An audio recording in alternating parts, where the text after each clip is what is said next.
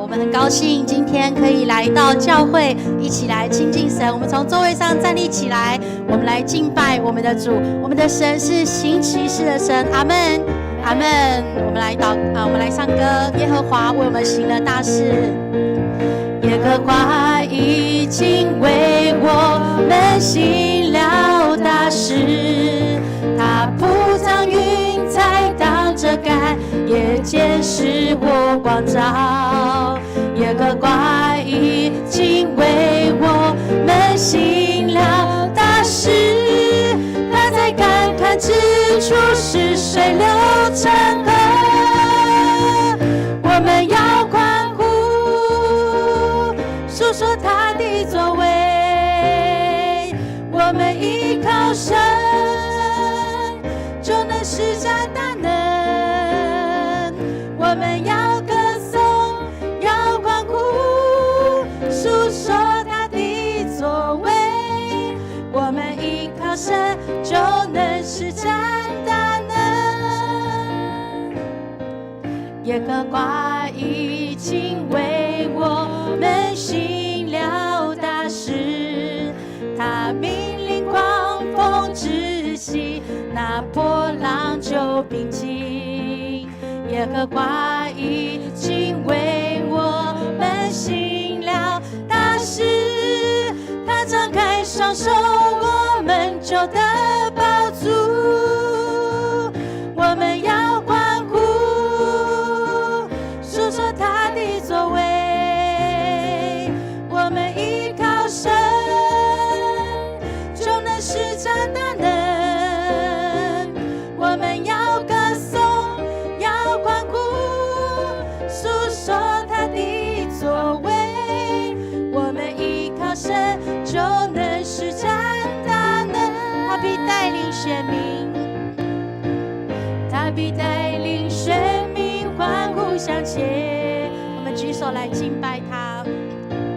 他将列国的地赐给我们，他必带领我们欢呼向前。他必带领选民欢呼向前。他将列国的地赐给我们，我们要欢呼，述说他的作为。我们依靠神，就能施展大能。我们要歌颂，要欢呼，述说他的作为。我们依靠神，就能施展大能。我们依靠神，我们依靠神，就能施展大能。我们一起拍手，把荣耀归给神。我们一起来祷告，主，我们谢谢你，让我们在今天的晚上能够来到你的面前，让我们用真理的话，让我们用祷告的灵来经历你。求你安静我们的心，领受今天美好的福分，用祷告来经历神。谢谢你为我们预备以下的时间，祷告奉耶稣的名，阿们。请坐。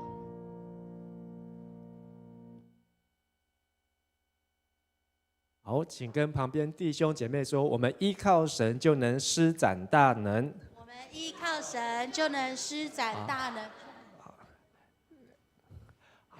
好，那个我们来读今天的经文是在历代志下，好，已经来到第31天。好，那我们在历代志呢，历代志下总共有40天的共读啊。好，那我们即将要进入到最后的几章哦。那我们昨天讲到了历代志当中的亚哈斯王，好，那他是大卫算下来第13代。好，那在亚哈斯呢的前面13代当中，没有一个王像亚哈斯这么样子的邪恶啊。好，因为呢他拜神，把自己的孩子好来婴孩好，就来连自己的孩子都来献给在那迦南地的这些的偶像啊。所以呢被上帝重重的击打，以至于呢他的国家、他的人民、他的百姓呢好被掳被杀甚至呢一度呢都被带到撒玛利亚去。但是我们看到在撒玛利亚呢有4个好心的撒玛利亚人，好，那也而且呢，并且还让这一些百姓南国犹大呢，能够回到他们的百姓当中，好，所以上帝祝福他们，并且让这段事情呢记载在这当中。亚哈斯呢，好，在危难当中急难的时候呢，越发得罪耶和华，就是呢他请鬼拿药单病急乱投医，所以呢他找了更邪恶败坏的亚述，好，亚述呢来攻打亚兰，好，来攻打北国以色列。甚至呢，好，连他自己的国家，好，都在不久之后呢，就遭遇了这些的灾难哦。好，所以呢，我们虽然不知道亚哈斯后来怎么样结束他的生命，但是我们看到他的儿子呢，好，就是西西家王，好，遭遇的呢是非常艰难的时刻。西西家王，好，那这个王名字的意思就是耶和华是我的力量。好，请我们大家说一次，耶和华是我的力量。那他呢很有名的就是西西家王的祷告，好，曾经有一卷书说，一个祷告的人胜过一个不祷告的国家。好，那这个真的是用来形容西西家。好，即便呢整个国家败坏，但是这个王定义要寻求神。好，所以呢他是大卫的第14代，好，就是7代又7代，2个7，而且是亚当的第47代。而西西家王的篇幅呢，总共有4章，在历代志下，和约沙法王一样多。好，最多的是谁？好，大卫总共用19章，好，在记载大卫的事迹。所罗门用了9章，好，那约沙法4章，西西家王4章。好，所以呢，都是在历代志下当中的王当中呢，算是排名第3哦。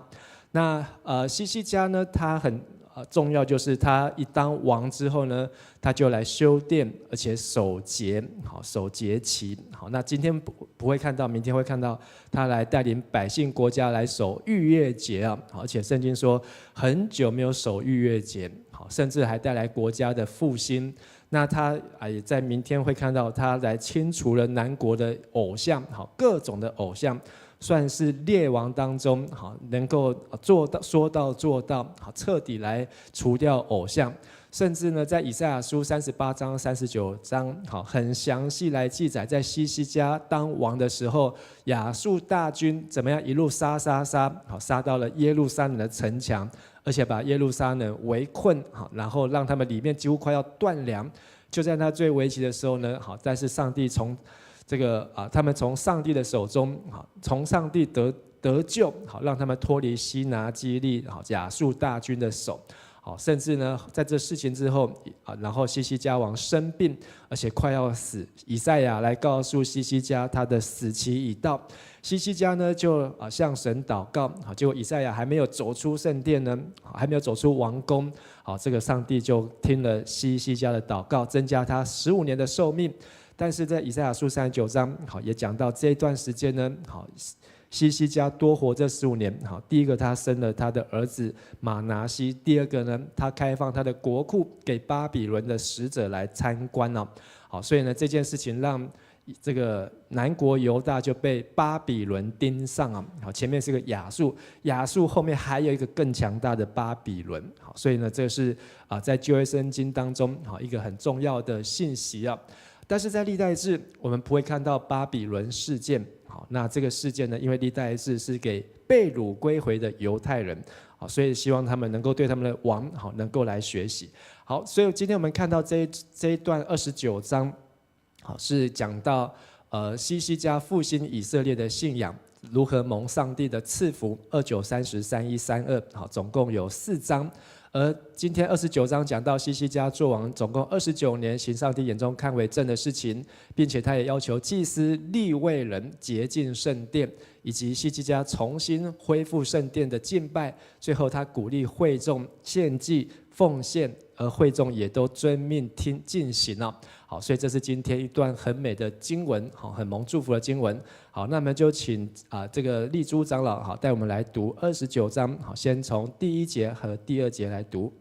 西西家25岁的时候做犹大王，在耶路撒冷统治了29年。他母亲亚比雅是撒迦利亚的女儿。西西家效法先祖大卫王的榜样，做了上主认为对的事。好，那西西家做王的时候25岁，好，但是前面应该是有一段时间和他的父亲亚哈斯一起做王。好，那他的父亲亚哈斯虽然不知道怎么样来结束生命，但是呢，好，他的母亲好亚比亚这个名字我们也很熟悉，好，跟大卫他的罗波安的儿子就叫做亚比亚，好，亚比亚的意思是耶和华是父亲，所以他的母亲呢是一个男生的名字，好，但是呢是撒迦利亚的女儿。撒迦利亚好，在圣经当中有很多个撒迦利亚，好，但是大部分出现的撒迦利亚都是利未人当中的祭司哦，好，所以呢他的母亲好应该也是一个很有信仰的母亲，所以即便他的父亲亚哈斯好非常的败坏，好拿自己的婴儿去烧，但是呢西西家没有被烧死，好，而是透过他的母亲亚比亚把西西家的生命保存下来，而且呢这里讲到效法谁呢？好，先祖大卫，好，他是大卫的第几代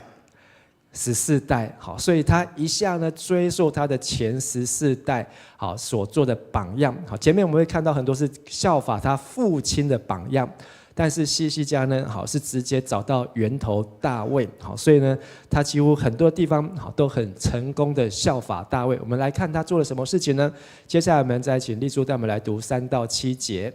西西家作王那年的第1月，他重新把圣殿的门开了，并进行修建工作。他召集祭司和利未人到圣殿的东院，在那里对他们说：你们利未人应该洁净自己，也要洁净上主你们祖先上帝的圣殿，把一切污秽的东西除去。我们的祖先对上主我们的上帝不忠，做了他眼中看为邪恶的事，离弃他，不顾他所居住的地方。他们把圣殿的门关起来，让灯熄灭，不烧香，也不在以色列上帝的圣殿献烧化祭。好，谢谢。好，所以这里讲到西西家25岁一做王，他呢第一个先重开圣殿的门，这个门谁关的呢？好，就是他的爸爸亚哈斯哦。亚哈斯找亚述来的时候呢，对不起，找亚述来的时候呢，亚述一路好就是来这边勒索，好，所以以至于呢圣殿里面很多器皿都被打碎啊。好，那甚至他也封锁了耶和华殿的门，但是呢西西家王当王的第1年，好，而且是元月正日啊，好，元月正日，好，所以呢，就是他就在这个犹太人的1年当中一开始呢，他重开圣殿的门，重新修整，而且他找了2种人，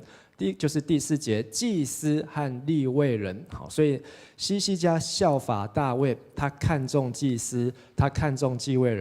未人，而且把这些祭司利未人跟他是不同支派哦，他是犹大支派，但是他找利未人来跟他们认罪。说我们的祖先第6节，好，就是讲到他的父亲，好，讲到他父亲所做这些败坏的事情，好，甚至的把圣殿的门关了，让圣殿的灯都熄了，好，因为这个灯呢，在摩西的规定里面是不能熄的，好，居然连上帝的这个圣殿的灯都熄，也不烧香，就是不祷告，好，所以这个就是消灭了圣灵各样的感动啊，好，让这敬拜都停工。这些祭司利未人呢，好，也就开始没事可做了，好，表示他们都荒废。可是呢，西西家把他们找来。接下来我们再看8到11节。因此，上主向犹大和耶路撒冷发怒，他的行动使人惊吓、害怕、嗤笑。这一切你们都很清楚。我们的父辈死在战场，我们的妻子儿女被俘虜。现在我决定跟上主以色列的上帝立约，使他不再向我们发怒。好，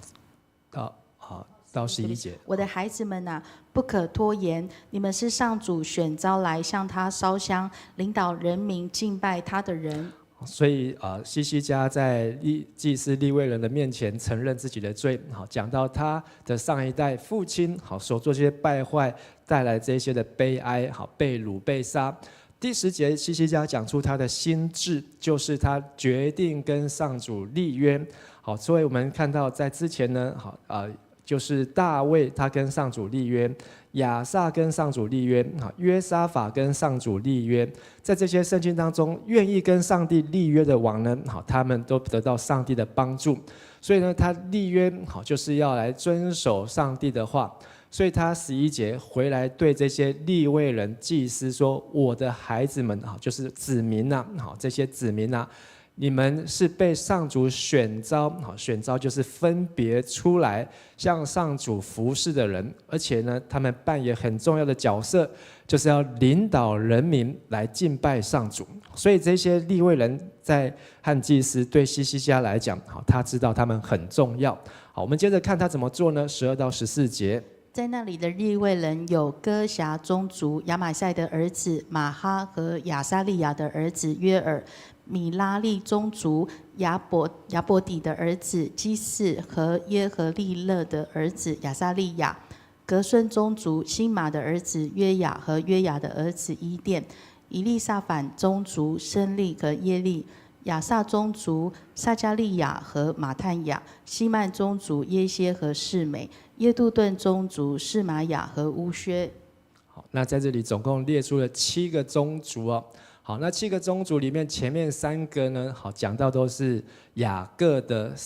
儿子利未，好，12个儿子当中老3利未，而利未有3个儿子，就是格顺、歌辖、米拉利，好，所以这3个是代表好这个雅各那个年代。而亚萨、西曼、耶杜顿是在大卫王那个年代，好，所以这当中已经差了好几百年。而中间有一个以利撒反，好，那为什么把这个名字放在这里？好，那不晓得，但是有人认为这样7个宗族排起来，好，可能比较代表完全数，好，比较好看。但是呢，这7个宗族呢，代表就是所有的利未人。他们全部呢都来跟希西家王一起立约，好，一起决定好要被分别为圣来服侍上帝。好，所以希西家当王的第1年所做的事情，就是先找到这一群人。这群人找到之后，要给他们做什么事情？我们再继续看15节到17节。这些人召集他们的利未族弟兄，都照礼仪洁净了自己，然后遵照王的命令，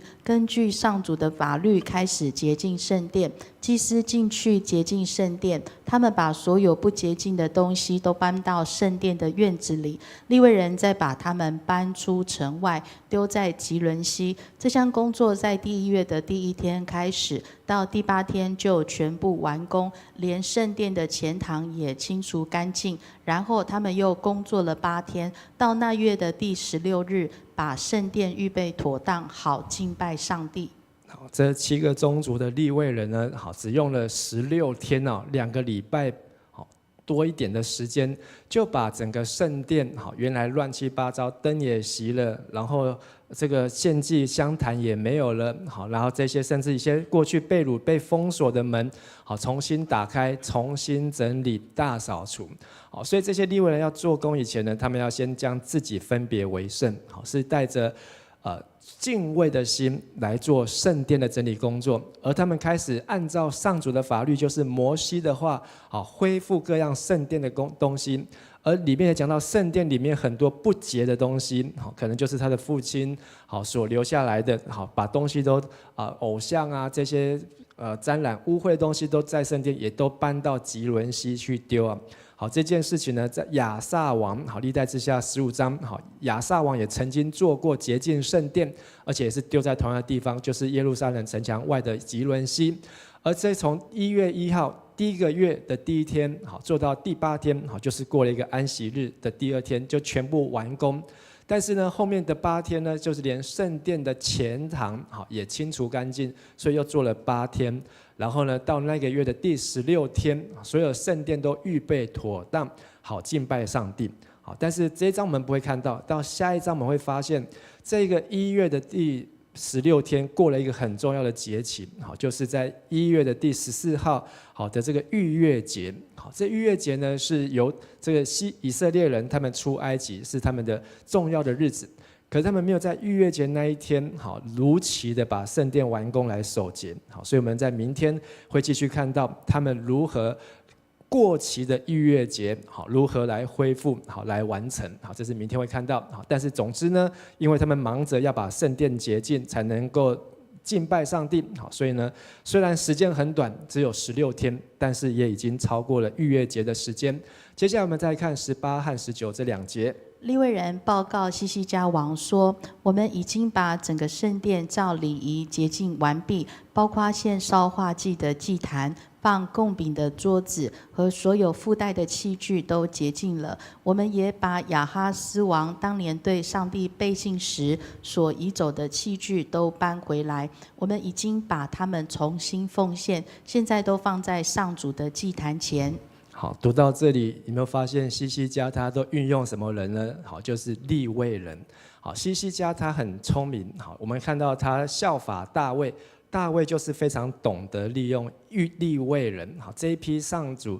的子民。好，那利未人呢，在民数记的时候呢，他们出埃及的第一年，好，才刚出埃及的第一年，上帝就把这些利未人呼召分别为圣，好，要来全时间来服侍上帝。所以在上帝的当中，他们已经是取代了所有的长子啊。好，所以大卫知道这件事情，西西家呢也知道这件事情。好，所以他知道这些利未人如果没有被重新恢复起来，好，这个国家百姓的信仰不会恢复起来。好，所以到这里呢，西西家王，好，他已经透过2个多礼拜的时间，半个月的时间，就把圣殿都恢复好，而且呢，都照礼仪洁净完毕，甚至这些器具，好，就讲到他的爸爸，好，亚哈斯所做这些败坏事情呢，移走的器具呢，也都搬回来，并且重新奉献。所以这些利未人，他们虽然暂时失业了几年的时间，但是他们一直都没有忘记上主的律法，好，他们一直知道该怎么样好来做正确的奉献，好，正确的敬拜，好，所以呢，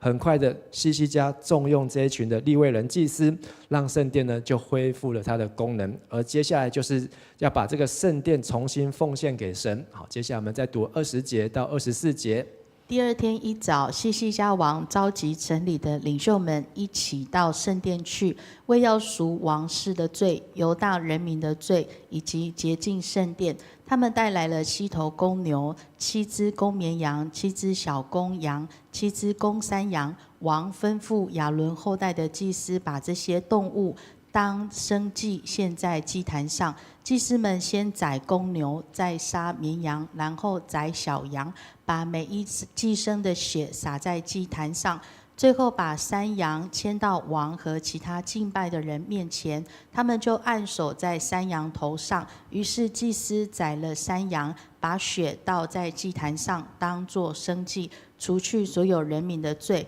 因为王命令要为全体以色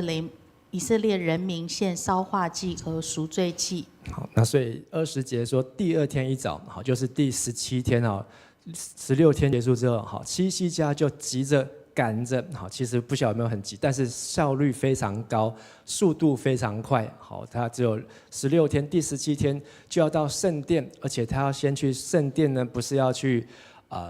敬拜，他是要先去赎罪，赎谁的罪呢？王室的罪、犹大人民的罪，还有这个圣殿已经成为不洁净，要再次洁净，重新奉献给上帝。就好像我们在读历代志下第7章的时候，第6章到第7章，所罗门他奉献圣殿那时候的情景啊。虽然奉献的牛羊、好公羊、公山羊、公绵和小公羊啊，就是羊羔，没有像所罗门那么样子的豪华。但是呢，他们就是一直在效法大卫那个时候，好，对上帝的心意，而且呢，也讲到为了国家、为了圣殿，好来做赎罪祭，好，所以西西家很清楚，好，虽然他很年轻，才25岁，刚刚当王的第一天的第1个月，可是呢，他很清楚知道他们的国家的灾难、困难，还有他们国家为什么遭遇这样的事情，好，都知道问题在哪里。这一切要感谢谁呢？好，讲到他的妈妈叫亚比亚，就是耶和华是父亲，好，是撒加利亚的女儿，好，应该是祭司的女儿，好，所以应该是属于利未支派，好，所以因为有这个妈妈的教导，让西西家王他很清楚知道重点在哪里，好，所以呢，他就把这些事情好很快速的就完成，而且当天也就带领了全百姓做了烧化祭、赎罪祭，好，再来读25到27节。西西家遵照上主借先知迦得和拿单给大卫王的指示，派利未人在圣殿里就位，拿着竖琴、七弦琴和劳拔。利未人拿着大卫时代所用的乐器，祭司们也拿着号筒站在那里。西西家下令在坛上献烧化祭，献祭一开始，人民就颂赞上主，琴师乐手也开始吹号和弹奏其他乐器。我们知道约沙法王，他也很看重这些祭司拿号、利未人唱歌，但是最看重的是谁呢？就是大卫，因为整个大卫透过利未人，让圣殿会幕的功能增加了音乐，而所罗门呢增加了祷告，所以大卫王、所罗门王，让圣殿不再是只有单调的祭司、利未人，这样子的routine 的工作，而是大卫加入了敬拜，而所罗门加入了祷告，而西西家效法他的祖先大卫，当然他就要学得有样有模有样，所以他也让这里有讲到大卫怎么做到的，利未人要用音乐服侍，是先知迦得还有先知拿单，是上主透过这2个先知给大卫的指示。所以大卫怎么知道要来重用利未人？其实也是上帝告诉大卫。所以大卫呢，他就效仿西西家，效仿大卫，用乐器，用各样的响声、音乐、唱歌，祭司也要拿着号筒，就是像约沙法王一样。站在那边，然后来做礼拜献祭，所以我们在读历代志上的时候，看到大卫这么多的2万多个利未人，他们要怎么样安排诗班，这一切呢，并不是容易的事情，但是他们的训练有素，也让他们后代继续能够恢复，他们是被分别为圣。而当27节西西家王下令开始献祭的时候呢，献祭一开始，人民就颂赞上主。所以我们看到好像恢复到了所罗门的时代，好像恢复到了大卫王的时代，而各样的琴师乐手都开始吹号弹奏乐器。好，再来读28到30节。所有的会众都参加敬拜，歌手唱诗，号手吹号，一直到祭牲烧完为止。于是西西家王和全体人民跪下敬拜上帝。王和领袖们吩咐利未人颂赞上主，唱大卫王和亚撒先见所作的赞美诗。民众都欢欢喜喜地唱诗，并且跪下敬拜上帝。西西家只有25岁，但是他呢，有读了很好的圣经，他也可能读了很多的诗篇，他也看了大卫的诗篇、亚撒的诗篇、诗篇126篇，所以呢，他都知道怎么样来恢复这些诗歌敬拜，应该都是跟他的阿公、外公，他妈妈这一边的有很大的关系，所以呢，他也带领百姓，而且呢，在音乐敬拜当中，他是匍匐，现代中译本翻成跪下，就是在上帝面前屈膝敬拜，颂赞上主，而且把14代，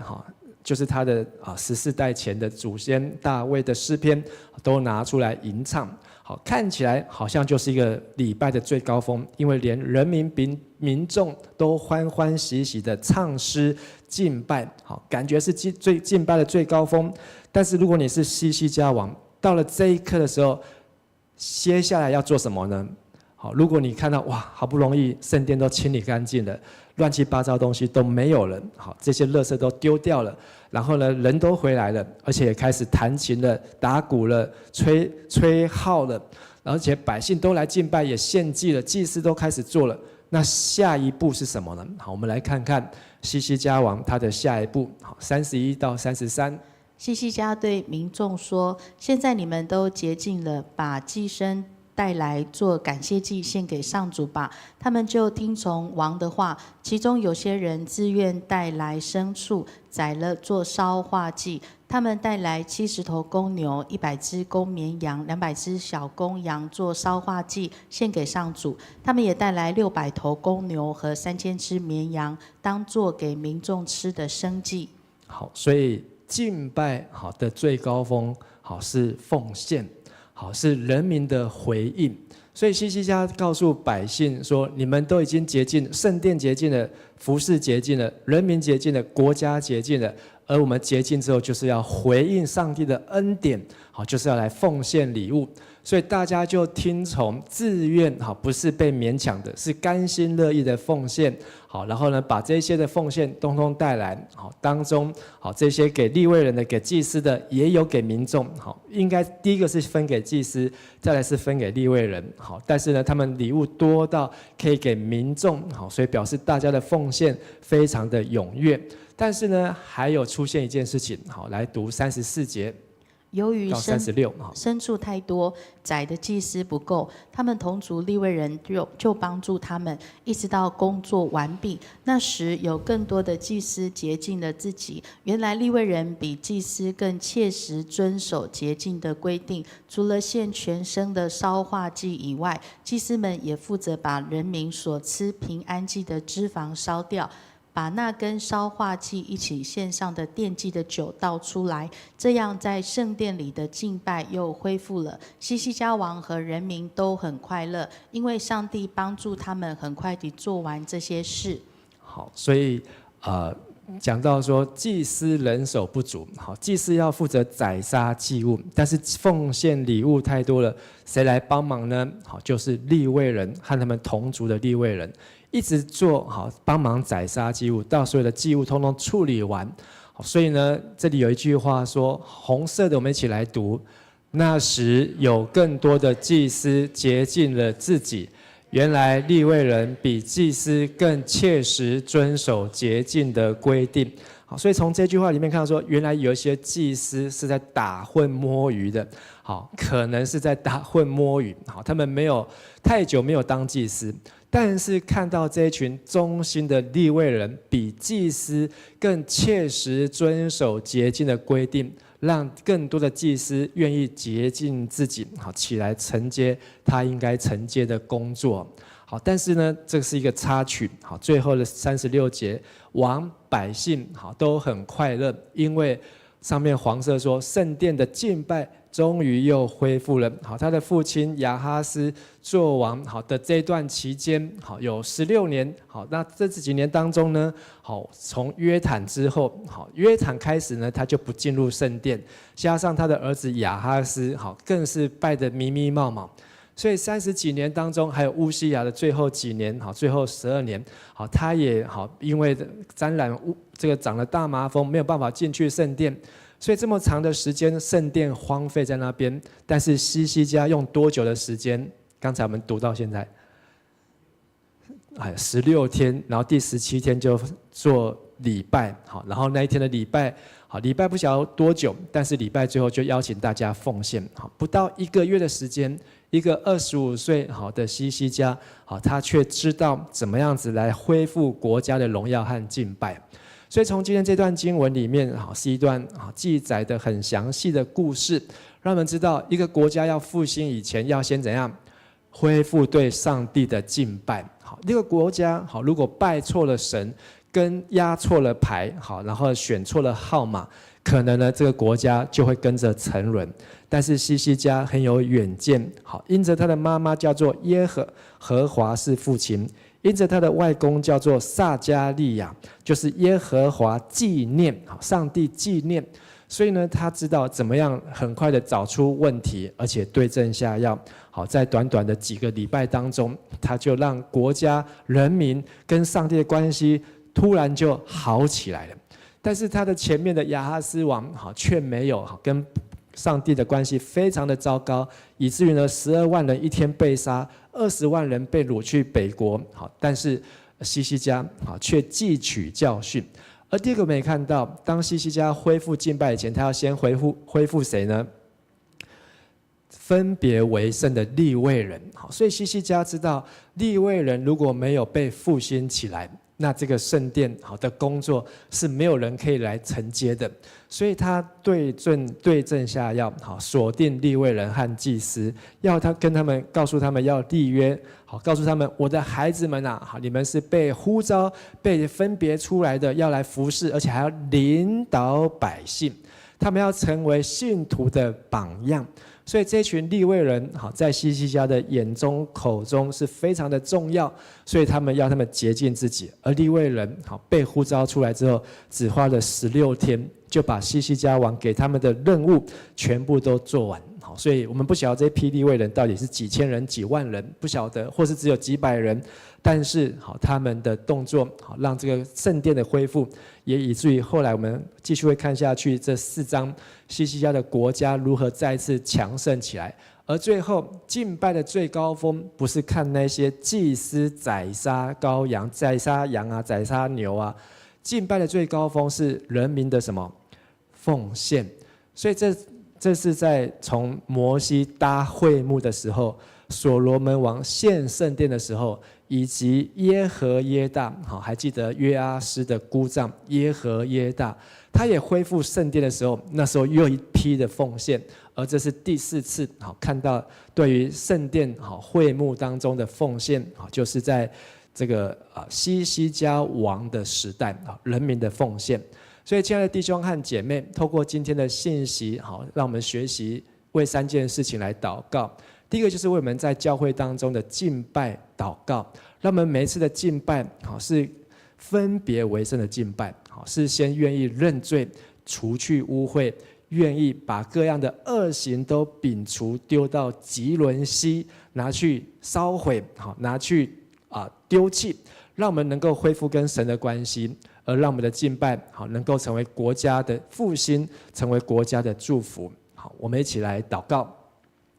亲爱的天父上帝，我们要为我们的国家来祷告，让我们的国家在恢复敬拜当中，需要教会的敬拜能够先恢复，让我们能够用心灵、用诚实来敬拜你，如同利未人，他们愿意分别为圣，愿意顺从上主的呼召和带领。主啊，我们都是被拣选的族类，是有君尊的祭司，是神圣洁国度的子民，为要宣扬那召我们出黑暗入奇妙光明者的美德。主啊，求你再一次让我们知道，我们要如何成为今日的利未人，我们要如何成为这个时代当中的祭司，我们要如何成为在迦南教会当中分别为圣的一群。不论我们所做的工作为何，不论我们所被分派的工作为何，我们都有一个心志，就是要与神立约，要用心灵诚实来敬拜你，讨你的喜悦。所以听我们祷告，奉主耶稣的名求，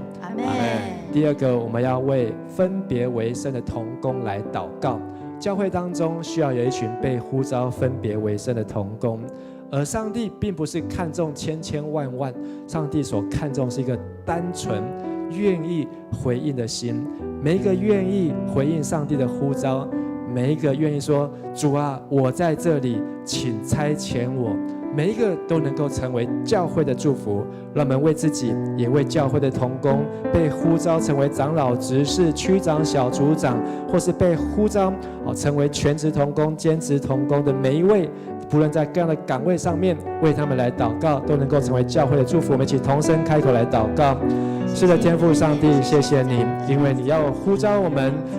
不是要离开这个世界，而是要进入这世界。你呼召我们是要使我们的生命能够分别为圣，像利未人一样来归向你，因为我们要成为那属灵的长子，要来承接上帝的祝福。那属灵的产业是从亚当所开始，是按照上帝的形象所要赐给人的祝福。主啊，让我们能够明白上帝在这世代当中的心意，明白我们所要承接的使命。我们不论是被分派任何样的工作，是1000、2000或5000，不论是端一杯水给小子当中的一位来喝，不论是当我们拿起扫把、拖把或是捡垃圾，主啊，当你呼召我们的时候，我们都愿意说，主啊，我在这里，请差遣我，让我愿意成为你顺服的器皿，能够分别为圣，为主所用。听我们祷告，奉耶稣的名求，阿们。最后，我们要为会众的奉献来祷告。每一个弟兄姐妹的奉献是甘心乐意的奉献，每一个奉献在上帝面前，不是为了要来荣耀人，是要来荣耀神。教会为什么会有这么多的全职同工，就取决于教会有没有能力，有多少的奉献。当教会的奉献增加，我我们就能够透过这样子的全职同工，如同把他们的时间分别出来，把他们的生命分别出来，能够成为教会的祝福。所以全职同工包括干事，包括牧师，包括在各个岗位上面愿意分别为圣的人，而这一切都是来自于弟兄姐妹的奉献。我们求上帝继续祝福迦南教会，求上帝祝福每一个会众都能够与神相亲，与神相近，让我们是带着甘心乐意的奉献，每一次的奉献都是上帝的祝福，并且让上帝的祝福透过教会，透过同工，透过被分别为圣呼召出来的利未人，是能够福杯满溢，叫更多的人能够得到祝福。我们一起来祷告。谢谢天父上帝，主啊，因为你赐给迦南教会有许多的祝福和恩典，主啊，但是你知道我们要做金钱的好管家，主啊，让我们知道如何把当纳的1/10来献给你，主啊，因为你说你要敞开天上的府库，倾福于我们。当我们乐意遵从守你的律例诫命典章的时候，你就要赐福给我们，甚至是无处可容，使我们能够出也蒙福，入也蒙福。你要使我们所得到的是上尖下流，是连摇带按，是要丰丰富富的加添给我们。主啊，因为耶和华所赐的福是必使人不加上忧虑的。你要使我们能够居首不居尾，主啊，使我们能够成为上帝在这世代当中被拣选的盐和光。主啊，每一个金钱都是从你而来，天地万物都是你所造的，金子是你的，银子也是你的。主啊，让我们再一次把你所赐给我们的来献给你，让我们如同在希西家王的年代当中，我们是一群愿意与神立约，是一群愿意承认自己的罪，也看见自己的恶行，愿意转离悔改一切的恶行，转离向主的百姓。当我们献祭给你耶稣基督的宝血洗净我们罪的时候，我们知道我们已经得救、得自由、得着新的生命。我们每一次的奉献都是甘心乐意的奉献，是真诚的奉献，是带着上帝的恩典祝福来奉献给你，用奉献来荣耀你。愿上帝再次垂听我们的祷告，透过今天的经文再次教导我们，让我们成为现代的利未人，让我们成为在桃园市当中被呼召的一群分别为圣的利未人，让我们成为迦南教会的祝福，让我们成为这世代国家社会的祝福。我们这样子祷告祈求，奉靠耶稣的名。